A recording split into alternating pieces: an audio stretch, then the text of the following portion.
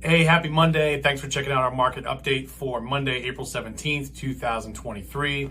Just going to jump into rates right away. That's really the big question everyone has is when are mortgage rates going to come down? So the short answer is they already have a little bit. And I think over the next couple months, we're going to see them continue to do so more and more. And a big piece of the reason why for that is something called the CPI or the Consumer Price Index. We'll break this all down and kind of show how this works. So a lot of people think that the Federal Reserve actually sets mortgage rates, but that's not the case.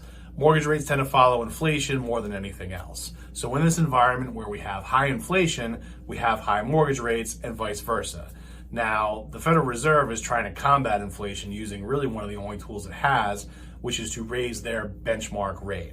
That has more to do with what banks charge each other to borrow money. Now, when we come back to say, okay, how are we doing against inflation? How's the battle going?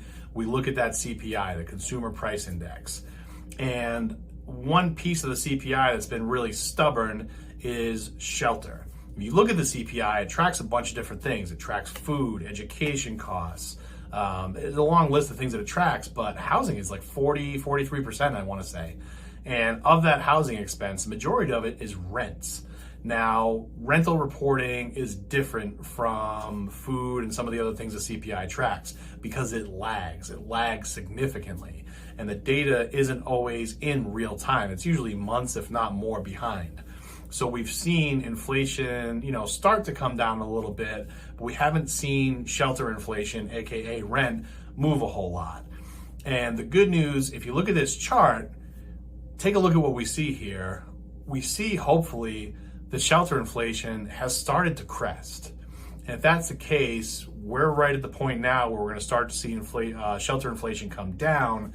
That is going to be a major, major, major help for the CPI, for inflation reporting as a whole, and hopefully in turn for mortgage rates. So that's what we got our eye on. We've got a report coming up on May 10th that's going to show the CPI for April. That report we're going to really have our eyes glued to kind of see how it's going to shake out, how the bond market reacts, but we are expecting pretty good things out of that, and we're seeing that as another inflection point where rates hopefully start a more meaningful downward trend.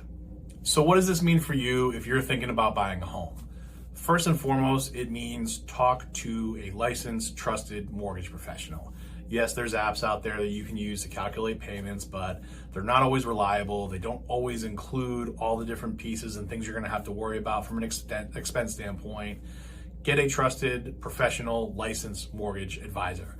Have them, break down what the payment's going to look like. Tell them what you want to do. Let them know what you're after, and let them show you what it's going to cost, not just in down payment, but month to month. What are the expenses going to look like?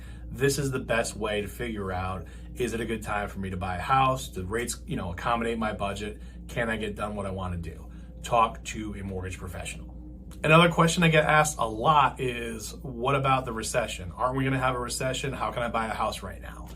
Well, a thing to learn here is that economic recession does not always equal falling home prices.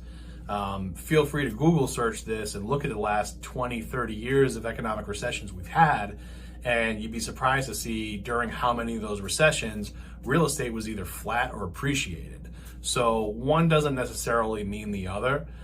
This should really be, your concern for if there's going to be a recession, which there likely will be, is how's your own situation? How's your financial stability? How's your occupational stability? These would be things I'd be considering as a person, as a human in my own, personal situation versus just the economy as a whole. What's driving real estate prices right now is just basic supply and demand.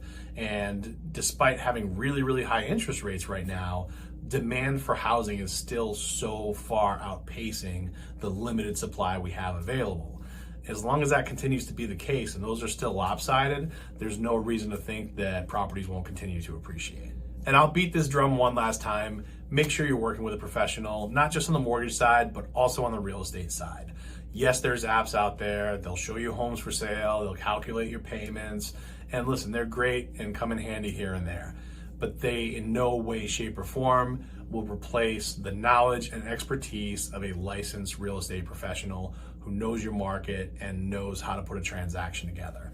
make sure that you're sharing your concerns with your mortgage professional, with your real estate agent. Talk to them, let them know what's on your mind, and engage them on these conversations. They should be able to give you objective advice and answer your questions to your satisfaction. If they can't, it's time to replace them and get somebody else who will, because they're out there.